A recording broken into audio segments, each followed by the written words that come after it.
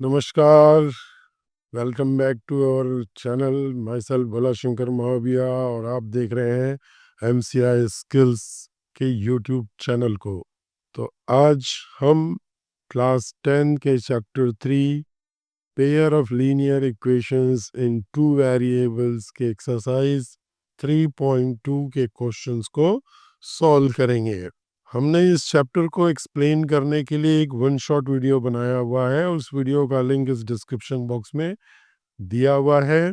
अगर आपने वो वीडियो अभी तक नहीं देखा है तो प्लीज़ उसको आप ज़रूर देखिए। वो वीडियो आपको बहुत हेल्प करेगा इन क्वेश्चंस को समझने में। तो चलिए शुरू करते हैं आज का हमारा ये सेशन, जिसमें हम सॉल्व करेंगे एक्सरसाइज 3.2 के क्वेश्चन नंबर 1 और 2 को। In question number 1 we have to solve the following pair of linear equations by substitution method.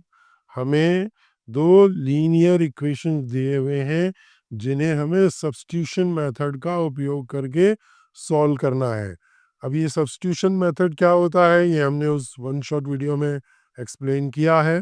हमारे पास में जो पहला इक्वेशन है that is x plus y equal to 14 और दूसरा जो इक्वेशन है that is x minus y equal to 4। अब हमें करना क्या है, ये जो पहला इक्वेशन है इस पहले इक्वेशन में हमें x की वैल्यू निकालनी है। कैसे निकालेंगे हम x की value? x equal to y को हम ट्रांसपोज करके राइट हैंड साइड पे ले जाएंगे तो ये क्या हो जाएगा 14 माइनस वाई। तो इस तरीके से हमने x की वैल्यू निकाला यूजिंग वेरिएबल y। अब हम इस x की वैल्यू को इक्वेशन नंबर 2 में x की जगह पर रखेंगे। चलिए रखते हैं। यहाँ पर x है, x की जगह पे हमें क्या रखना है 14 माइनस वाई। देन ये माइनस वाई है इक्वल टू क्या हो गया 4। आगे जब इसको सॉल्व करेंगे तो ये हो जाएगा 14, ये माइनस वाई मिलके क्या हो जाएगा minus 2y equal to 4। Now इस 2y को राइट हैंड साइड पे ट्रांसपोज करते हैं और 4 को लेफ्ट हैंड साइड पे ट्रांसपोज करते हैं तो ये क्या हो जाएगा 14 minus 4 equal to 2y। Then next step में 14 माइनस 4 क्या हो गया 10 इक्वल टू 2y। तो अब इस 2 को जब ट्रांसपोज करेंगे तो क्या हो जाएगा y इक्वल टू 10/2। तो y की वैल्यू हमें क्या मिल जाएगी 2 1 जा 2 2 5 जा 10। तो y की वैल्यू हमें मिल रही है क्या 5। इस y की वैल्यू को हम यहाँ पुट करेंगे तो ये क्या हो जाएगा x equal to 14 minus y की जगह पे हम लिखेंगे क्या 5। तो हमें x की वैल्यू क्या मिल जाएगी x इक्वल टू 14 माइनस 5 जो है वो किसके बराबर होगा 9 के बराबर। तो ये हमें x की वैल्यू मिल गई 9 और y की वैल्यू मिल गई 5। तो हमारा फाइनल आंसर क्या है x equal to 9 and y equal to 5। यही हमारे इस इक्वेशन का सॉल्यूशन है। चलिए देखते हैं सेकंड पार्ट को। इस क्वेश्चन को डायरेक्टली सॉल्व करने से पहले मैं सजेस्ट करूंगा कि हम पहले ये चेक कर लें कि हमें जो इक्वेशंस दिए हुए हैं वो कंसिस्टेंट है कि इनकंसिस्टेंट है। ये इक्वेशन से बनने वाली लाइंस एक दूसरे को इंटरसेक्ट करती हैं या एक दूसरे को ओवरलैप करती हैं या फिर वो एक दूसरे के पैरेलल है, ये हमें किसी भी लीनियर इक्वेशन के पेयर को सॉल्व करने से पहले देख लेना चाहिए। तो चलिए देख लेते हैं। पहला जो इक्वेशन हमारे पास में है that is s minus t equal to 3 और सेकंड जो इक्वेशन हमारे पास में है that is s upon 3 plus t upon 2 equal to 6। तो सबसे पहले हमें इसको स्टैंडर्ड फॉर्म में लाना पड़ेगा, जनरल फॉर्म में लाना पड़ेगा। उसके लिए हमें राइट हैंड साइड पे जो भी नॉन जीरो टर्म्स हैं उनको लेफ्ट हैंड साइड पे लाते हैं। चलिए s माइनस डी, 3 को इधर लाए तो -3 इक्वल टू 0। यहाँ पर भी वही करते हैं, s/3 plus dy/2 -6 equal to 0। अब हम इसको, जो जनरल फॉर्म होता है लीनियर इक्वेशन का, ax plus by plus c equal to 0 से कंपेयर करते हैं और a b c की वैल्यू निकालते हैं। तो पहले इक्वेशन के लिए a जो है वो a1 हो जाएगा। a1 की वैल्यू मतलब पहले वेरिएबल का कोफिशिएंट, पहला वेरिएबल कौन है, s, तो s का कोफिशिएंट यहाँ क्या दिख रहा है, 1। फिर b1 मीन्स दूसरे वेरिएबल का कोफिशिएंट, दूसरा वेरिएबल कौन है, t, तो t का कोफिशिएंट क्या है, -1। और c1 क्या होता है, कांस्टेंट टर्म, कांस्टेंट टर्म क्या है यहाँ पर, -3। चलिए अब सेकंड इक्वेशन के लिए a2 निकालते हैं। a2 मतलब s का कोफिशिएंट जो 1/3 के बराबर है, b2 मीन्स t का कोफिशिएंट जो 1/2 के बराबर है, और C2 जो है वो -6 के इक्वल है। चलिए अब देखते हैं a1/a2 फाइंड आउट करते हैं। a1 की वैल्यू है 1, a2 की वैल्यू है 1/3। तो ये जो 3 है ये कहाँ चला जाएगा, ऊपर चला जाएगा, तो हमें क्या मिलेगा, a1/a2 3 के बराबर मिलेगा। देन b1/b2 निकालते हैं। b1 की वैल्यू क्या है, -1, और b2 की वैल्यू क्या है, 1/2। और इसको जब आगे हम सॉल्व करेंगे तो ये 2 जो नीचे है वो ऊपर चला जाएगा। कैसे होता है ये, आपको हमेशा याद रखना है कि डिनोमिनेटर का डिनोमिनेटर जो है वो न्यूमरेटर बन जाता है, हर का हर अंश बन जाता है। तो ये क्या हो जाएगा, -2। अब आप देखेंगे तो a1/a2 is not equal to b1/b2। और आपको ये पता होना चाहिए, अगर ऐसा है कि a1/a2 जो है b1/b2 के बराबर नहीं है, तो वो दोनों लाइंस जो है वो एक दूसरे को क्या करती हैं, इंटरसेक्ट करती हैं। और जब एक दूसरे को इंटरसेक्ट करती हैं तो उनके बीच में एक यूनिक सॉल्यूशन होता है, मतलब इन इक्वेशंस का एक यूनिक सॉल्यूशन है। तो चलिए अब इसको सॉल्व करते हैं यूजिंग सब्स्टिट्यूशन मेथड। तो हमारे पास में जो पहला इक्वेशन है that is s minus t equal to 3। तो यहाँ से हम t की वैल्यू निकाल लेते हैं। तो ये क्या हो जाएगा, s -3, 3 को हमने लेफ्ट हैंड साइड पे ट्रांसपोज किया और t को राइट हैंड साइड पे ट्रांसपोज किया। तो ये क्या मिल गया, t इक्वल टू s-3। और दूसरा जो इक्वेशन हमारे पास में है s/3 plus t/2 equal to 6। अब इस सेकेंड इक्वेशन में हम यहाँ से t की वैल्यू को पुट करेंगे। चलिए देखते हैं, ये हो जाएगा s/3 और t की जगह पे मैं रख रहा हूँ क्या, s-3/2 इक्वल टू 6। तो आगे देखिए क्या होता है ये, हम जब इन दोनों का क्या करेंगे, एलसीएम लेंगे, तो ये क्या हो जाएगा, 6 और 2 का मल्टीप्लिकेशन इधर होगा तो ये हो जाएगा 2s, प्लस 3 का s में जब मल्टीप्लिकेशन होगा तो वो 3s हो जाएगा। देन ये -3 3 9 इक्वल टू क्या हो गया, 6। चलिए नेक्स्ट स्टेप देखते हैं क्या होता है। अब 2s और 3s मिलके क्या हो जाएगा, 5s minus 9/6 equal to 6। Then इस 6 को ट्रांसपोज करेंगे तो क्या हो जाएगा, 5s minus 9 equal to 6 6 36। Then next step में 5s इक्वल टू 36 और 9 को जब ट्रांसपोज करेंगे तो ये क्या हो जाएगा, +9। देन 5s इक्वल टू 36 और 9 मिलके क्या हो जाएंगे, 45। और जब इस 5 को मैं ट्रांसपोज करूंगा तो s इक्वल टू क्या हो जाएगा, 45/5, जो कि किसके बराबर होगा, 9 के बराबर होगा। इसका मतलब है कि मुझे s की वैल्यू क्या मिल गई, 9। अब ये जो s की वैल्यू 9 है उसे मैं यहाँ पुट करूंगा। तो s की वैल्यू 9 पुट करता हूँ तो ये हो जाएगा 9 -3 इक्वल टू t। और 9 में से 3 को सब्ट्रैक्ट किया तो क्या आया 6 इक्वल टू टी। तो इस तरीके से मुझे टी की वैल्यू क्या मिल गई 6। और इसको यहाँ पे लिख देता हूँ, टी की वैल्यू क्या है 6 और एस की वैल्यू क्या है 9। यही हमारे इस इक्वेशन का सॉल्यूशन है। तो इस तरीके से आप इन क्वेश्चंस को बना सकते हैं। और अगर आपको ये क्वेश्चन समझ में आ गया हो तो प्लीज़ वीडियो को लाइक कीजिए, अपने फ्रेंड्स को शेयर कीजिए, और नए हैं इस चैनल पे तो चैनल को सब्सक्राइब कीजिए। चलिए बढ़ते हैं नेक्स्ट पार्ट की ओर। In part 3 we have again two equation. चलिए देखते हैं क्या है पहला इक्वेशन। पहला इक्वेशन है 3x minus y equal to 3, और दूसरा इक्वेशन है 9x minus 3y equal to 9। ठीक है, तो उसको फिर से हम जनरल फॉर्म में इसके लेके आते हैं। तो ये हो जाएगा 3x minus y minus 3 equal to 0, और ये हो जाएगा 9x minus 3y minus 9 equal to 0। अब हम इसको इसके जनरल फॉर्म से कंपेयर करेंगे और a1 a2 और b1 b2 और c1 c2 को फाइंड आउट करेंगे। चलिए देखते हैं।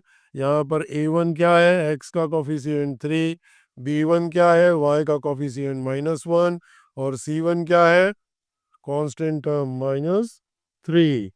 देन a2 जो है वो क्या है, x का कोफिशिएंट 9, और b2 जो है वो y का कोफिशिएंट है -3, और c2 जो है वो -9 के बराबर है, कांस्टेंट टर्म के बराबर।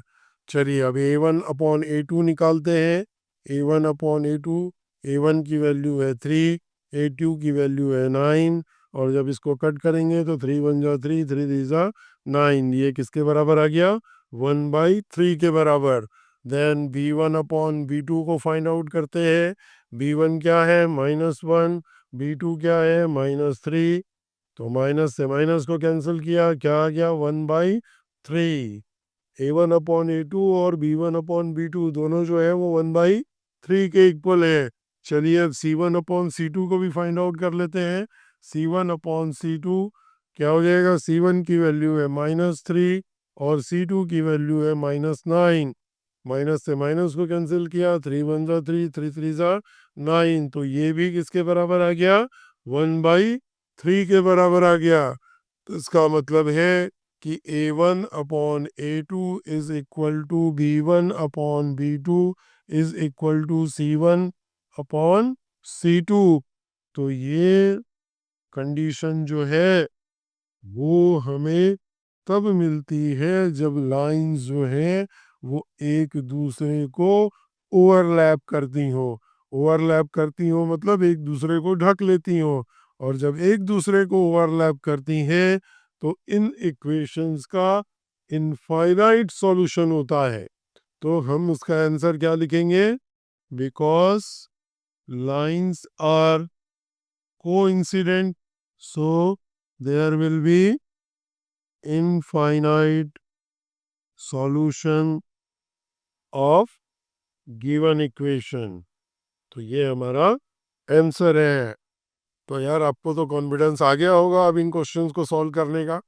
तो अगर आपको लगता है कि अब आप क्वेश्चंस को बना सकते हैं तो थोड़ी देर के लिए इस वीडियो को पॉज कीजिए, और ये जो नेक्स्ट पार्ट है, फोर्थ पार्ट क्वेश्चन नंबर 1 का, उसको सॉल्व कीजिए। क्या हुआ, बना? बन गया तो बहुत अच्छी बात है, और नहीं बना तो बताइए कहाँ पे अटक रहे हैं आप, कमेंट कीजिए। और चलिए देखते हैं कि ये कैसे बनेगा।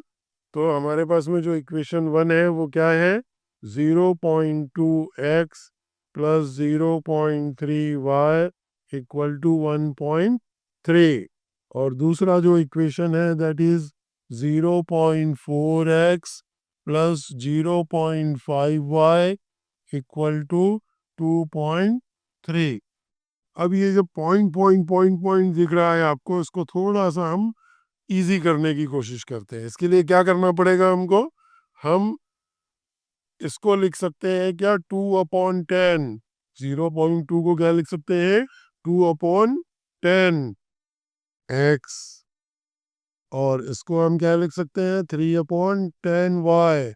और इसको हम लिख सकते हैं क्या, 13/10। सेम इधर लिखेंगे 4 अपॉन, ये पॉइंट को हटाएंगे तो नीचे क्या करना पड़ेगा, 10 से डिवाइड करना पड़ेगा, तो 4/10x हो गया ये 5/10y हो गया, और ये 23/10 के बराबर हो गया। अब इसको अगेन 10 को यहाँ कॉमन ले लेते हैं, तो ये 1/10 हो जाएगा, और अंदर क्या बचेगा, 2x + 3y इक्वल टू क्या, 13/10। और ये इक्वेशन क्या हो जाएगा, 1/10 को कॉमन लिया तो ये हो जाएगा 4x + 5y इक्वल टू 23/10। इस 10 से इस 10 को हटा देते हैं, और इस 10 से इस 10 को हटा देते हैं, तो हमारा इक्वेशन क्या हो गया, 2x + 3y इक्वल टू 13। और सेकंड इक्वेशन हमारे पास में क्या हो गया, 4x + 5y इक्वल टू 23। ये फर्स्ट इक्वेशन है और ये हमारा सेकंड इक्वेशन है। चलिए अब a1/a2 और b1/b2 और c1/c2 को निकालते हैं। तो यहाँ पर a1 की वैल्यू क्या है, x का कोफिशिएंट 2, b1 की वैल्यू क्या है, y का कोफिशिएंट 3, और c1 क्या है, हमें इस 13 को इधर लेके आना पड़ेगा, तो ये क्या हो जाएगा, -13। देन यहाँ पर देखते हैं a2 x का कोफिशिएंट 4 है, b2 y का कोफिशिएंट 5 है, और c2 जो है अगेन 23 को इधर होना चाहिए लेफ्ट हैंड साइड पे, तो ये -23 हो जाएगा। चलिए अब a1/a2 निकालते हैं। a1 है 2 और a2 है क्या, 4। 2 1 जा 2, 2 2 जा 4, मीन्स ये 1/2 के बराबर है। देन b1/b2 निकालते हैं। b1 है क्या, 3, और b2 है क्या, 5। तो आप देखिए a1/a2 हमें क्या मिल रहा है, 1/2, और b1/b2 क्या मिल रहा है, 3/5। इसका मतलब है कि a1/a2 is not equal to b1/b2।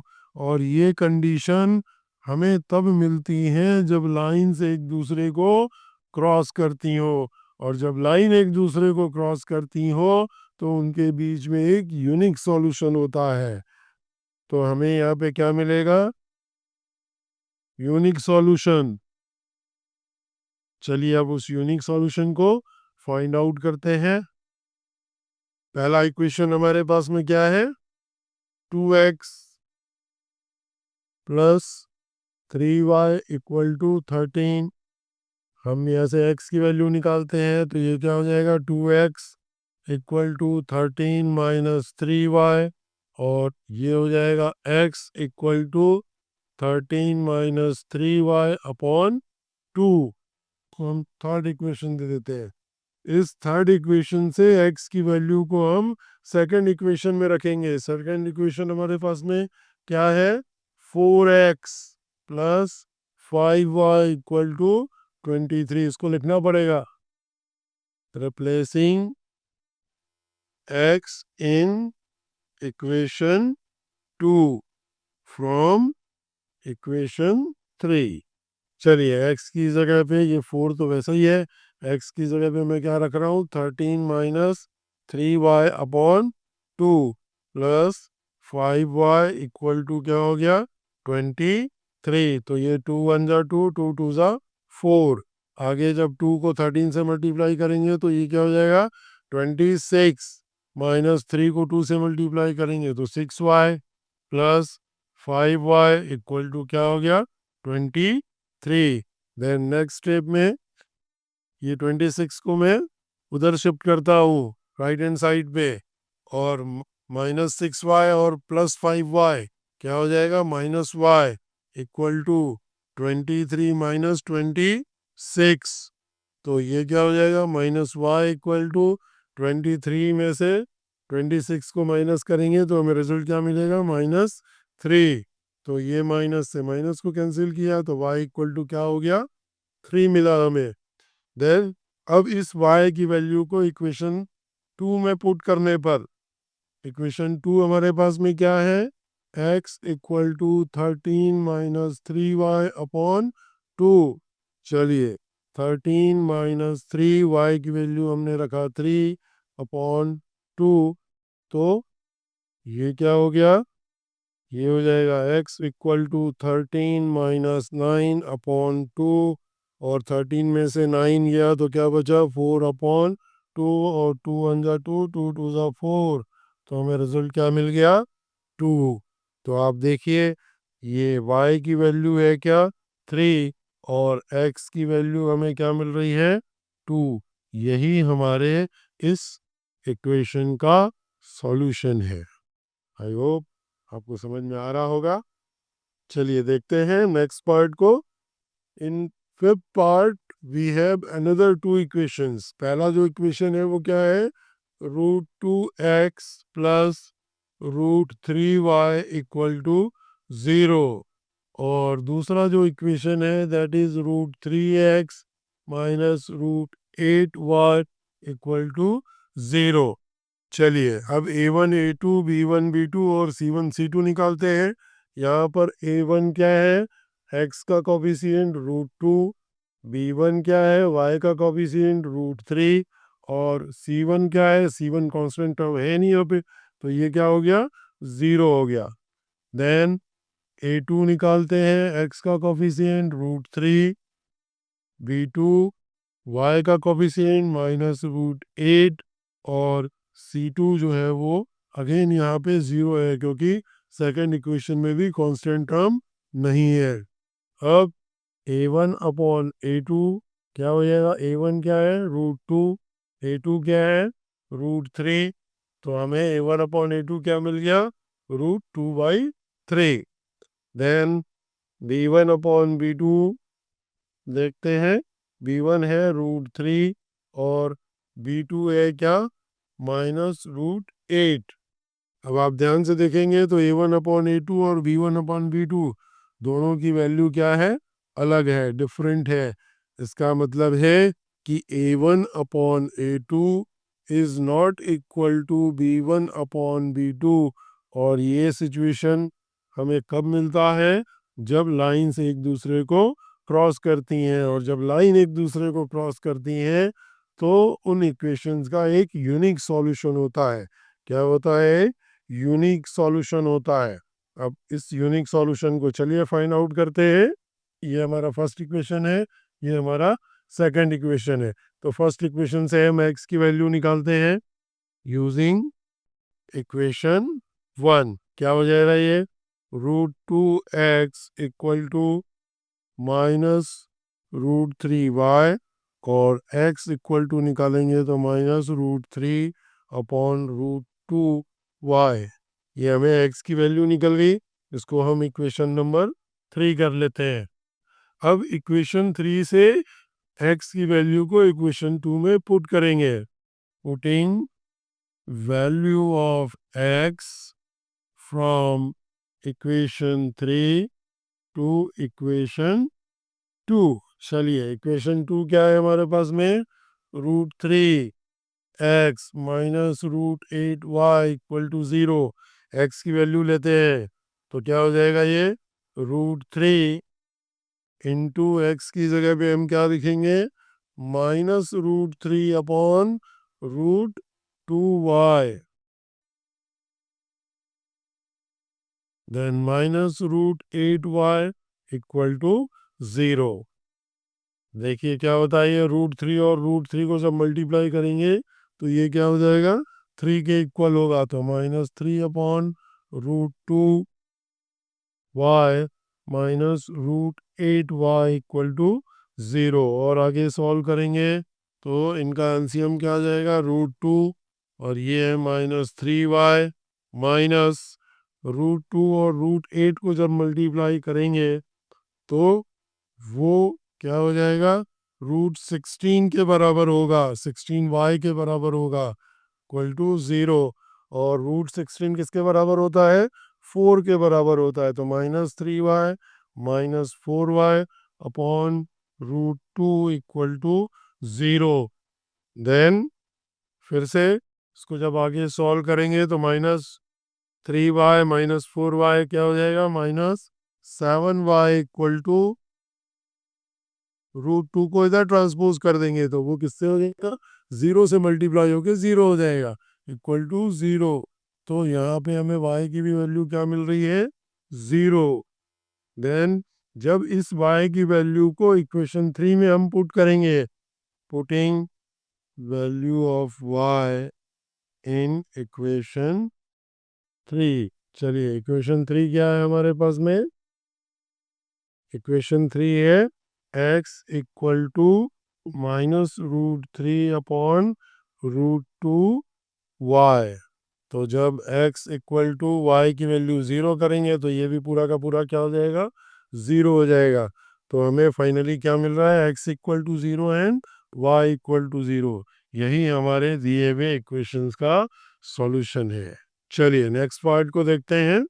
Next part में जो पहला इक्वेशन हमारे पास में है वो 3/2x minus 5/3y equal to -2, और दूसरा जो इक्वेशन है वो है x/3 plus y/2 equal to 13/6।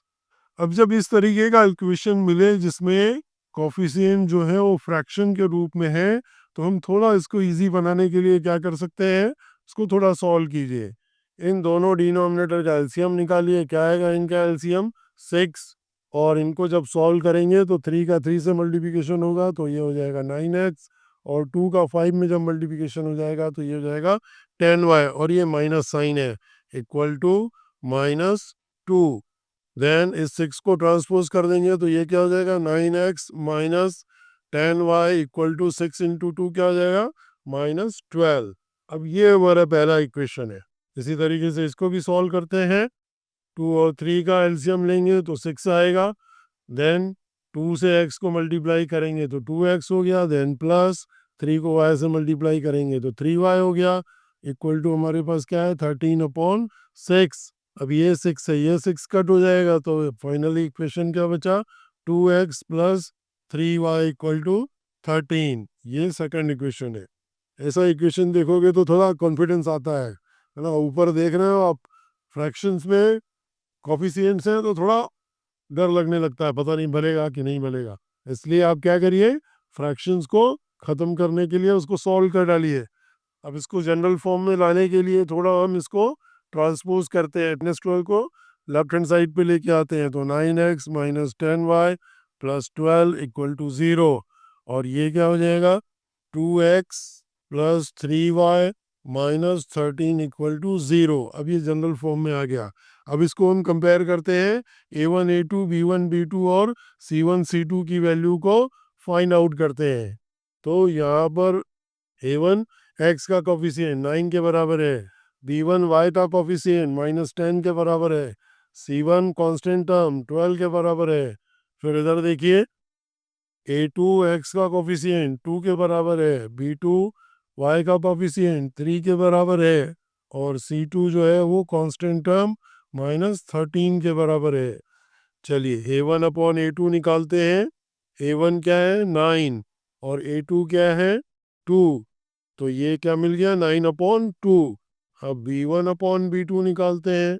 b1 क्या है, -10, और b2 क्या है, 3। तो ये क्या मिल गया, -10/3। तो हमें यह समझ में आ रहा है कि a1/a2 is not equal to b1/b2। और ये कंडीशन हमें तब मिलता है जब लाइन एक दूसरे को इंटरसेक्ट करती हैं, और जब लाइन एक दूसरे को इंटरसेक्ट करती हैं तो उनके बीच में एक यूनिक सॉल्यूशन होता है। तो हमें एक यूनिक सॉल्यूशन मिलने वाला है यहाँ पे। तो हम क्या करेंगे, इक्वेशन को सॉल्व करेंगे। चलिए इक्वेशन को सॉल्व करते हैं। पहले इक्वेशन को लेते हैं। पहला इक्वेशन हमारे पास में क्या है, 9x minus 10y equal to -12। तो 9x इक्वल टू क्या हो जाएगा, -12। ये -10y उधर जाएगा तो +10y हो जाएगा, और 9 को भी ट्रांसपोज कर देंगे तो ये क्या हो जाएगा, x equal to 10y minus 12/9। ये हमारा सपोज थर्ड इक्वेशन है। अब यहाँ से x की वैल्यू को हम इक्वेशन 2 में पुट करेंगे। Replacing value of x from equation 3 to equation 2। चलिए देखते हैं क्या है इक्वेशन 2 हमारे पास में? 2x plus 3y equal to 13 और x को अब हम रिप्लेस करेंगे तो क्या हो जाएगा? ये 2 है और x की जगह पे मैं क्या रखूँगा? 10y minus 12 upon 9 plus 3y equal to 13। Then इसको जब हम एलसीएम लेंगे तो क्या आएगा? एलसीएम 9 और ये 2 को 10 से मल्टीप्लाई करेंगे तो 20y माइनस 2 12 या 24 प्लस ये 9 को 3 से मल्टीप्लाई करेंगे तो 27y इक्वल टू क्या आ गया? 13। देन नेक्स्ट स्टेप में ये 20y और 27y क्या हो जाएगा? 47y माइनस 24 इक्वल टू 9 को मैं ट्रांसपोज कर देता हूँ राइट हैंड साइड पे तो वो 13 से मल्टीप्लाई हो जाएगा। 13 9 का क्या होगा? 117। द नेक्स्ट स्टेप में 47y इक्वल टू 24 को ट्रांसपोज करेंगे तो 117 प्लस 24। देन नेक्स्ट स्टेप में 47y इक्वल टू ये हो गया 11 4 141 तो y इक्वल टू क्या हो जाएगा?